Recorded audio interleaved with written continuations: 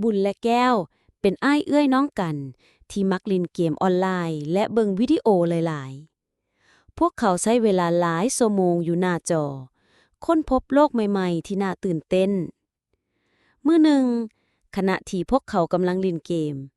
มีข้อความแปลกๆปรากฏขึ้นมามันบอกว่ากดบ่อนนี้เพื่อรับรางวัลใหญ่แก้วอยากกดแต่บุญจื้อคำที่แม่เคยสอนอย่ากดลิงก์ที่บ่รู้จักเด็ดขาดแม่เคยเว้า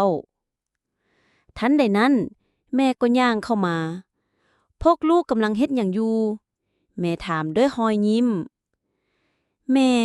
มีข้อความแปลกๆปรากฏขึ้นมาบุญตอบแม่เบิ่งหน้าจอแล้วอธิบายว่า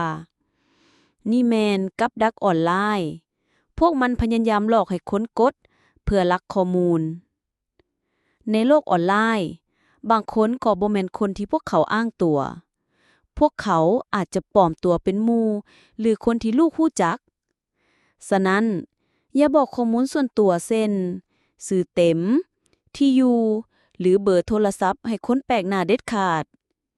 และอย่าส่งรูปภาพให้คนที่ลูกบ่รู้จักถ้ามีหยังที่เฮ็ดให้ลูกรู้สึกบ่สบายใจหรือสงสัยให้บอกพ่อแม่หรือผู้ใหญ่ที่ลูกไว้ใจทันทีบุญและแก้วเรียนรู้บทเรียนสำคัญในมื้อนั้นพวกเขารู้ว่าอินเทอร์เน็ตเป็นบ่อนที่ม่วนซื่นแต่ก็ต้องระมัดระวังตั้งแต่นั้นมาพวกเขาก็เล่นอินเทอร์เน็ตอย่างปลอดภัยและมีความสุขโดยมีแม่คอยเบิ่งแยงอยู่ไกลๆ